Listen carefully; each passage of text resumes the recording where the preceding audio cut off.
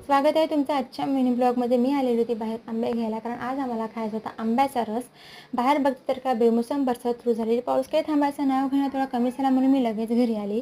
म्हटलं बाहेर जाण्याचा पाऊस सुरू, काहीतरी गरमागरम करा म्हणून लगेच भजी करायला घेतली. छान अशी कुरकुरीत गरमागरम आलूची भजी मी केलेली. आता तुम्ही मला म्हणाल की भजी केली चहा नाही का, तर आमच्याकडे चहा कोणी घेतच नाही म्हणून मी भजीसोबत काही चहा केलेला नाही. सगळ्यांनी छान अशी भजी खाऊन घेतली. आम्ही नंतर बाहेर सगळे बसलेलो.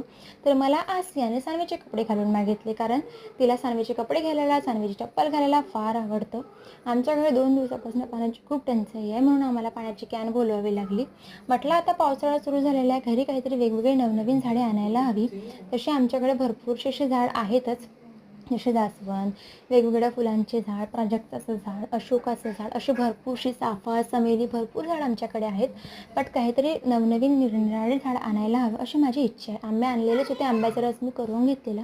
आमच्याकडे ना आंब्याच्या रसासोबत कुरडई शेवया खातात. तर तुमच्याकडे आंब्याच्या रसासोबत काय खातात ते नक्की कमेंट बॉक्समध्ये सांगा. त्यानंतर सगळे काम आवरून मुलांसोबत निवांत वेळ घालवण्याची मजा ना वेगळीच असते. म्हणून मी दोघींसोबत खूप वेळ घालवला, खूप मजा मस्ती आम्ही केलेली, खूप खेळलो. मुली काही पाळण्यावरून उतरेना आणि आतमध्ये जाण्याला म्हटलं तर ते काही ऐकेना.